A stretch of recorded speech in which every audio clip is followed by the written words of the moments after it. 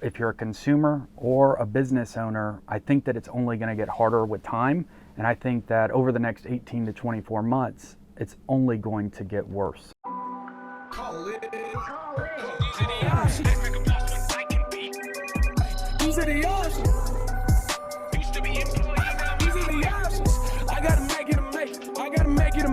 And we just hit a 30-year high on inflation this week. They're calling it hashtag Biden inflation. I don't know if you've seen that. I haven't. That's funny. Yes, that's kind of funny. I thought it was funny. But, it's concerning in so many ways.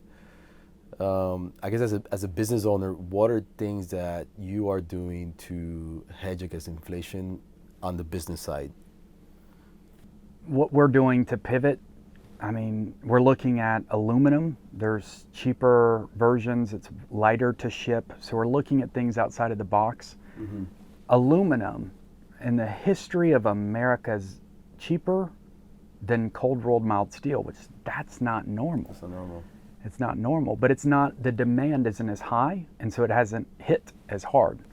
So some of our biggest challenges is steel mills. They want to, they get paid on tonnage. So as they're producing products, or actual steel, they want to produce thick gauge material.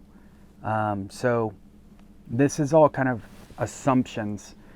A lot of the infrastructure that's taking place has caused massive ripples. Mm-hmm. Once you consider the amount of people being paid by the government to sit at the house and do nothing, to now meals are backed up because they have such a big government contract for all of these roads and bridges and all these other things that it's caused domestic supply chain to just have a massive increased hit. Mm-hmm. I'm forced to pivot into areas I didn't think would ever be an option, but I think it just leads to the question, no matter where, if you're a consumer or a business owner, I think that it's only going to get harder with time. And I think that over the next 18 to 24 months, it's only going to get worse, unfortunately. That's just my projections. Yeah. I see what's kind of happening within different industries, from buying 100,000 shirts and all these different categories, and the backlog is going to cause inflation beyond by the time it gets to the consumer and it's passed through. What we're seeing right now hasn't been effective from the previous quarter. Mm-hmm. So come January, February, it's going to be even higher. Like a hyperinflation. Yep. And I think it's going to be, this is still the calm before the storm, unfortunately. And this is just a projection. Have you had to raise prices with Redline? For shipping, yes. So we went from $5.97 flat rate shipping in the United States, and we still take a loss on that, to $6.39. But just that slight adjustment with the amount of volume that we do is a significant savings, because at times we'll have 10,000 orders in a single day. Yeah. So 45 cents per order or whatever adds up. It compounds. I was looking at our Shopify store, and over the last 12 and a half months, we've done 1,086,000 orders. Oh shoot. Times 45 cents. Yeah. Because I was pulling it like from November of last year to, I think it was like yesterday or 2 days ago. So it was like 12 and a half months. Yeah, 12 and a half months. Wow. Damn. So yeah, you got to be pretty much pivot, get creative, find solutions within your space, offer maybe new products, or that'll be some solutions. Yeah, or look at what can you do from the previous products, like warranty work, mm-hmm. right? What about shipping insurance? Mm-hmm. What about some type of digital product? Even if you sell physical, like we offer $5 Club. We have over 25,000 members. Mm-hmm. Just like Sam's Club, you pay a membership fee to be a part of Sam's Club, so you can go in there and shop and get products that nobody else can get. We have that, and it's kind of, you just have to think outside of the box, and it's essentially just net profit but that profit would have accounted a hell of a lot more 13 months ago. And so I'm very, it's nice to have a peace of mind to know that like recurring revenue is going to happen every month. Yeah. And you can kind of predict. So I guess that would be some good advice for other people, as well as not only just pivoting, but look at subscriptions. Look at like, innovate what's currently happening and understand that it's going to become more and more challenging, not just from inflation, but also like tracking. You look at big tech and Apple, Facebook, aka Meta, and Google. They're silos that aren't going to be talking well with each other. And we're going to go cookieless over the next couple of, the next 18, 24 months. That's crazy. And so when I'm saying like 18, 24 months, I think it's going to be, this is still the calm before the storm. I think it's the calm before the storm. I think it's becoming a force to be reckoned with when you look at some of the massive powers of COVID, loss of the inflation side, you look at big tech, you look at what's happening with like the currency, you look at blockchain, look at the way the US dollar stacks up against other countries. You look at the actual political side. There's a lot of disrupting factors and unknowns. The unknowns. And this type, it's just literally all of these compounding efforts become more and more concerning for stability, I guess. Yeah. And so that kind of leads me to the next question, because there's a lot of people right now that are retiring or in retirement. Let's think about that for a second. Like people that have, let's say have $1 million in their bank account right now. And because of inflation, their buying power, it's like they call it the silent thief, because their buying power gets less and less, day to day. And then I saw a chart this week where it said like, if you have $1 million in your bank account right now, based on the inflation rate right now, in 10 years, your buying power would only be about 240,000. So it's like a fourth of a million.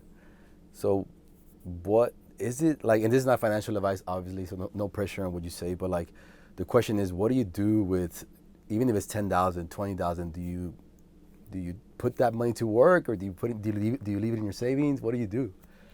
Yeah, that's a big challenge, and that's a great question. I am more and more interested in different currencies, crypto, NFT market, blockchain. I never really believed too much into it. I currently don't own anything on that side, because I've always been big on like, own what you can control and own what you understand and comprehend, and only like I invest in things that I have some form of control in. But now look at what's happened. Let's look at right now, today. I own my business, but do I really control the outside circumstances of what's taking place? Inflation, steel, attribution, tracking. We had wire fraud incidents. All of these things that are outside of your control is about the same control as if I bought, $100 million worth of crypto or something else. What is that going to be like? It's kind of one of those you don't know. But right now, as a business owner, I don't know either. So it comes down to, I think, diversification and what is your pain tolerance? Am I willing to lose this much money? So I'll say this. I was talking to David, who's my business partner with Drophook and our graphic designer, and I was telling him about like when I go to Las Vegas. So I'll go and play roulette, and basically it's like, all right, $500, whatever it is. That's what I'll walk in with, and that's my play money. Anything that I win goes into my right pocket. Anything that I walked in with at $500 will go in my left pocket. So then when I go to play, anything that I win, and then by the time my left pocket's done, I walk out, and it's just fun. It's kind of like, it's a kind of your fun money. And so I would say, from an advice standpoint, like, what is that pain tolerant? Don't do something that you're not uncomfortable losing at the end of the day.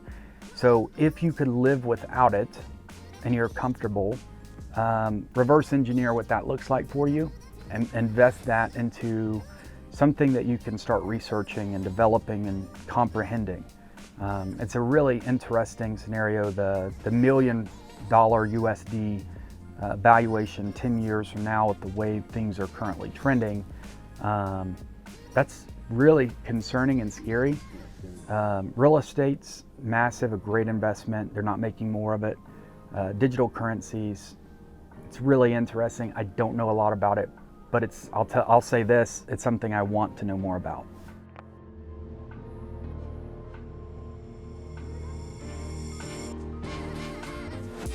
Don't forget to like, comment, and share this video with your friends. And every Monday, Wednesday, and Friday, a new episode drops.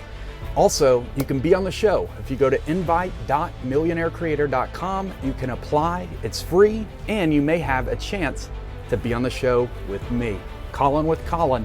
Be sure to share this video, and if you do, we may reshare your post.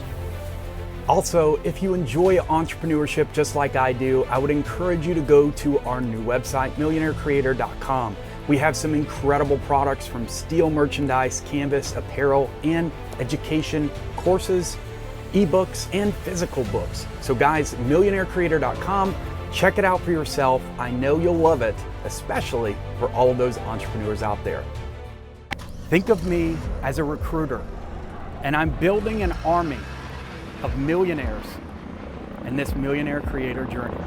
I'm Colin Wayne, your instructor from Millionaire Creator, and someone that has been to war, that's battle tested, bootstrapping my business to over 150,000 square feet, and the fastest growing company in the state of Alabama. For the first time ever, I'm here to reveal my tactics and strategies that work in today's state, not something that worked years ago.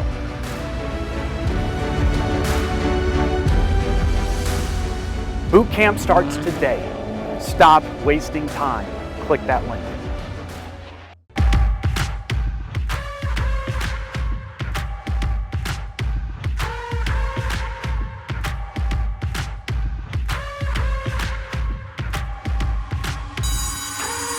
Boxes, I cannot fit in the boxes. Stop it, quitting was never an option. Exhausted,